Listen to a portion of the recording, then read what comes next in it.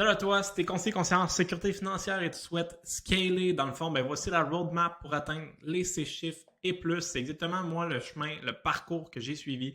C'est le parcours aussi que je partage au travers de mon accompagnement des alphas de la finance avec la méthode RAW pour aider les CSF justement à scaler. Il y en a plusieurs suite à notre accompagnement qui ont eu l'occasion d'engager une adjointe, d'avoir une conseillère junior qui les aide, même jusqu'à 3 conseillères juniors qui les aident.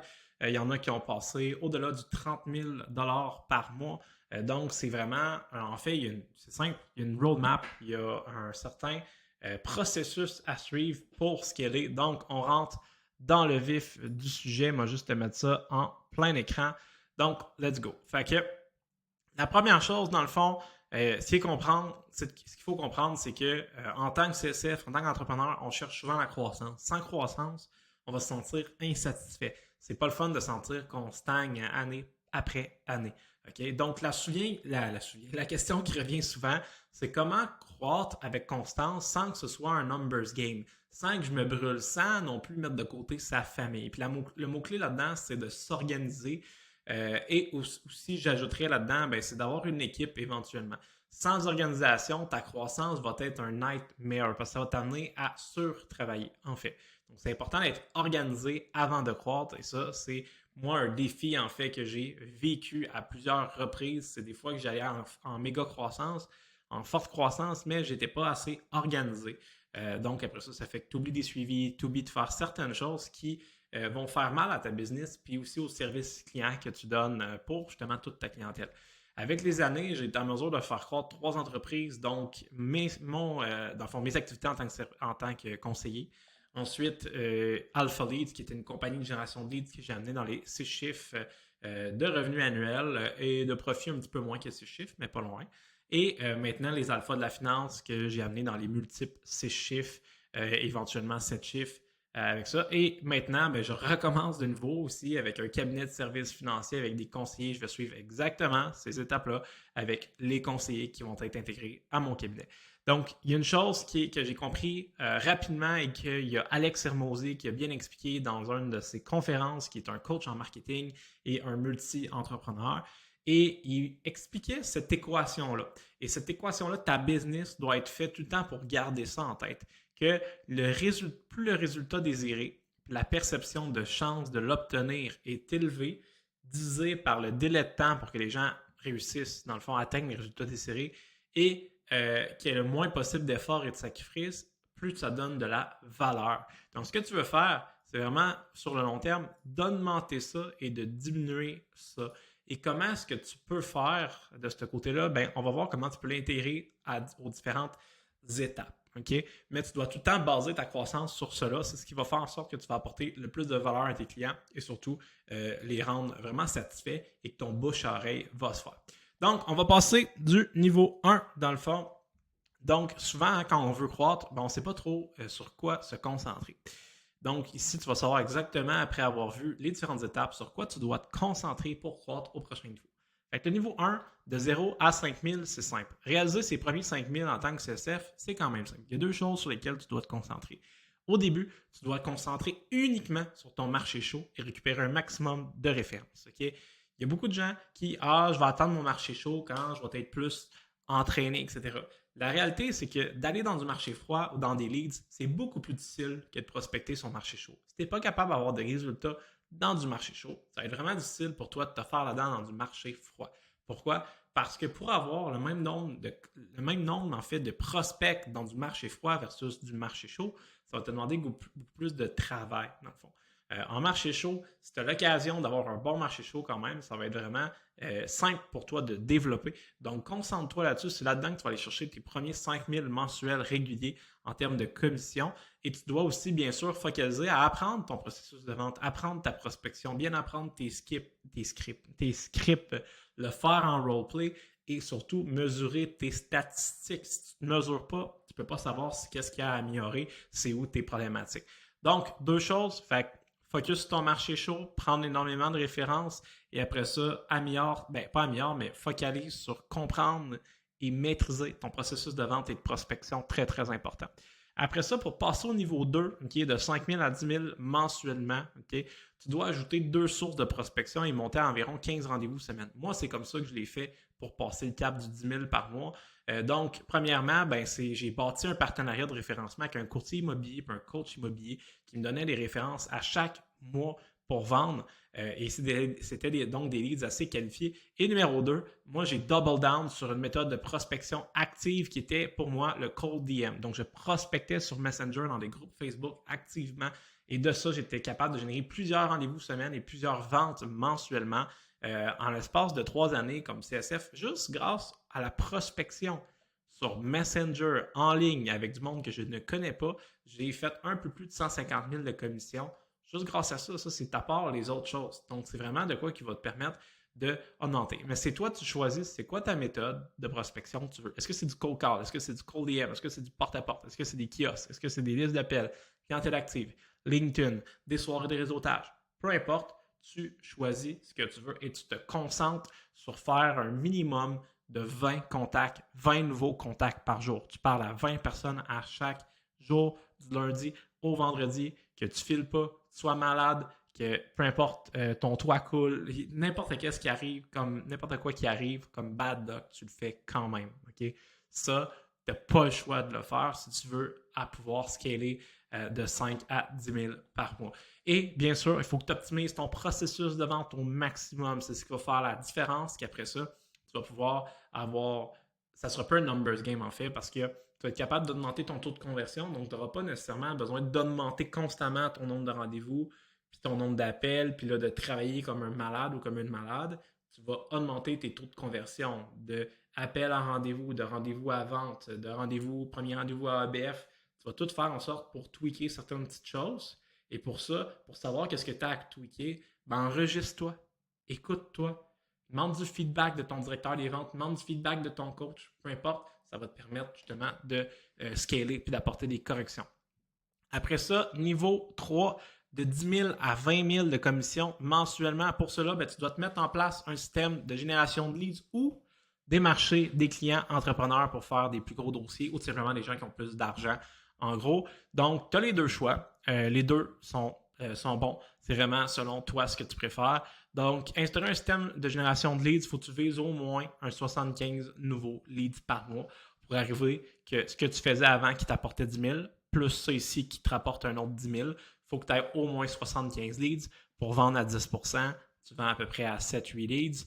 Et à ce moment-là, ça c'est la moyenne standard. Et ce que tu vas faire avec 7-8 leads, tu devrais faire autour de 10 000 de commission à peu près pour te rendre à 20 000. L'option 2, c'est de faire là-dedans dans une clientèle corporative pour augmenter justement ta prime moyenne puis faire une coupe de gros dossiers ou en fait des dossiers peut-être plus importants sans nécessairement que ce soit énorme, mais d'aller chercher du 3, 4, 5 000 de commission pour ces dossiers-là corporatifs en bonus. Fait que c'est la cerise sur le sundae par rapport à ce que tu fais déjà comme justement conseiller auprès des particuliers.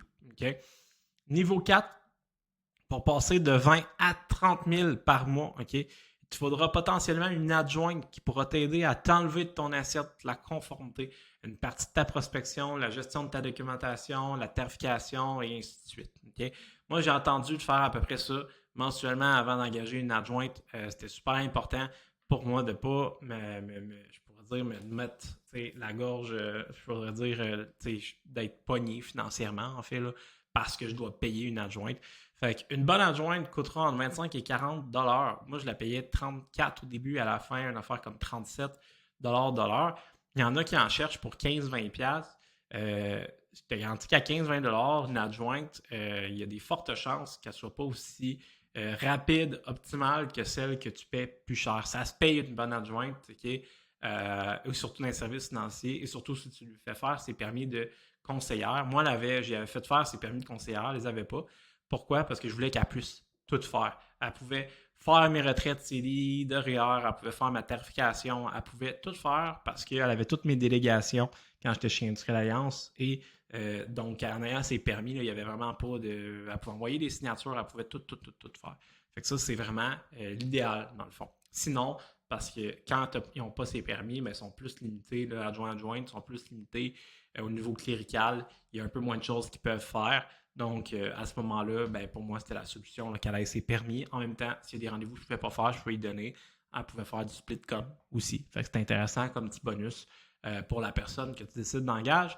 Je veux dire. Il te faudra des SOP, donc des procédures opératoires standardisées. Moi, c'est quelque chose que je n'avais pas au début. Donc, c'était un peu désorganisé quand j'ai commencé à travailler avec mon adjointe et j'ai rapidement réalisé que si je veux scaler, il faut que tout soit organisé. Il faut que ce soit une machine bien huilée. Donc, j'ai commencé à bâtir un project manager que c'était vraiment trié. Exemple, nouveau placement CELI, nouveau placement REER, nouveau REE, nouvelle assurance vie, nouvelle maladie grave, invalidité, etc.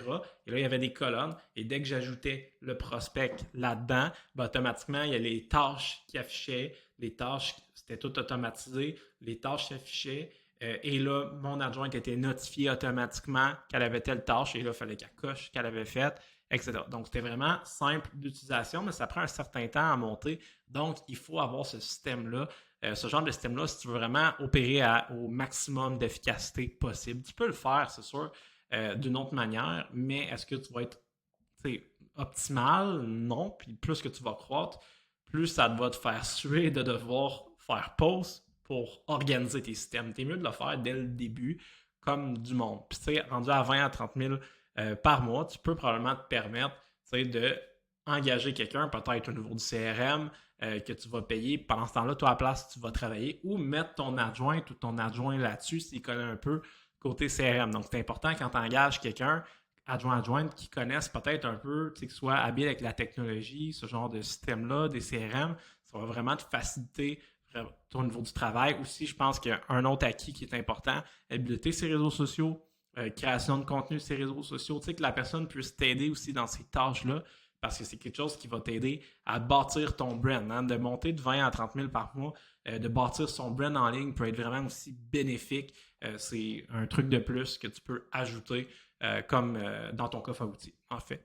Et ensuite, niveau 5, le 30 000 et plus par mois, c'est quand même simple au final parce que ce qu'il faut que tu fasses, c'est que tu aies des conseillers juniors pour t'aider dans la prospection. Donc, ce que tu fais à ce moment-là, c'est que tu viens scaler tout ton budget publicitaire pour te générer tes leads, dans le fond, que tu génères déjà. À partir du niveau 3, tu es censé générer tes propres leads. Donc, tu viens scaler tes budgets pub. Donc, tu as plus de leads que tu génères dans ton CRM. Donc, tu as plein de leads dans ton pipeline, mais tu n'as pas le temps de toutes les appeler. Donc, ce que tu fais, c'est que tu vas trier certains leads qui vont aller à des conseillers juniors qui vont faire des ventes là-dedans. Et tu vas récupérer un pourcentage de commission, un 30%, un 40%, peu importe selon l'entente que tu as avec eux. Et ça va faire en sorte que même lorsqu'il y a des soirs, par exemple, que tu travailles pour la fin de semaine, peu importe, eux vont être en train de travailler et faire des ventes. Donc là, tu es en train de décupler ton temps. Et moi, c'est ce que j'ai commencé à faire, dans le fond, avec une conseillère à l'époque chez IA, justement. Et elle faisait ça. Donc, elle appelait toutes. Moi, je faisais appel numéro 1, 2, 3 dans toutes les leads et elle faisait appel numéro 4, 5, 6. Si elle vendait, elle me donnait 30% de commission, tout simplement. Et il y a des moments que je faisais double booking, OK? Qu'il y avait quelqu'un qui bookait dans mon agenda alors que c'est déjà comme booké. Ben à ce moment-là, je la textais. Hey, salut, t'es-tu dispo tout à l'heure? Puis là, si elle était dispo, parfait, j'ai un rendez-vous pour toi. Voici le lien Zoom pour te connecter. Je vais ouvrir le Zoom juste avant, mettons, la rencontre. Puis je vais t'accepter. Puis tu pourras faire la rencontre. Moi, je vais aller sur Teams avec l'autre client. T'sais. Donc, je m'organisais comme ça. Fait que c'est de regarder est-ce que pour toi, là, en ce moment, tout dépendamment ton niveau, t'es où, ben, c'est quoi la prochaine étape pour toi? Okay? Et au final, c'est pas si compliqué. Okay? C'est vraiment simple. Il faut garder ça simple, sa croissance. Et c'est juste de suivre step by step. Et surtout, je pense le plus dur, c'est le 5 à 10 000 stable mensuellement. Je pense que c'est le plus dur parce que souvent, les gens, ils ne maîtrisent pas la seconde méthode de prospection active, autre que le marché chaud, puis de prendre des références. Ils ne savent pas trop comment faire. Fait que c'est là vraiment, il faut que tu focalises sur avoir un bon script de prospection pour être capable de scaler au prochain niveau, puis monter ton activité. Souvent, les gens ne contactent pas assez de personnes. C'est sûr, si tu contactes juste 20 personnes par semaine, t'attends-toi pas à faire des miracles. Okay? Il faut contacter plus de personnes que ça. Tu vas avoir des bons résultats. Fait que s'il y a quoi que ce soit avec lequel je peux t'aider, tu peux tout simplement venir m'écrire si tu veux savoir c'est quoi la méthode RAW, c'est quoi notre accompagnement qu'on offre pour les CSF. Donc, tu peux aussi m'écrire. Je t'offre tout simplement de faire une consultation gratuite, une session stratégique où on regarde exactement ce que tu fais dans le fond, toi, en tant que CSF, tu es à quel niveau? Okay, on va l'analyser. Puis après ça, ben, c'est que je t'explique au travers de la méthode RAW, c'est quoi le plan exact pour t'aider à passer au prochain niveau. Parce que oui, sur un plan comme ça, c'est simple, mais ça se peut qu'il y ait des choses que tu ne sais pas comment le faire, littéralement. Et moi, c'est ça mon rôle aujourd'hui, c'est d'aider les conseillers à trouver le comment et t'expliquer comment le faire. Pourquoi? Parce que j'ai passé par là et maintenant, ben, j'aide tout simplement d'autres CSF, des plans de film, des DV, etc., à eux autres passer du niveau 1 à 5. Dans le fond, tout dépendamment de où qu'on part. Okay? Donc, n'hésite pas de m'écrire si y a de quoi à Samuel Lejour directement sur Facebook ou sinon info@alpha-de-la-finance.com. Donc, sur ce, je te souhaite une très bonne journée, soirée, tout dépendamment du moment que tu m'écoutes. Et on se voit sur un prochain outil, prochaine vidéo, peu importe. Bye bye!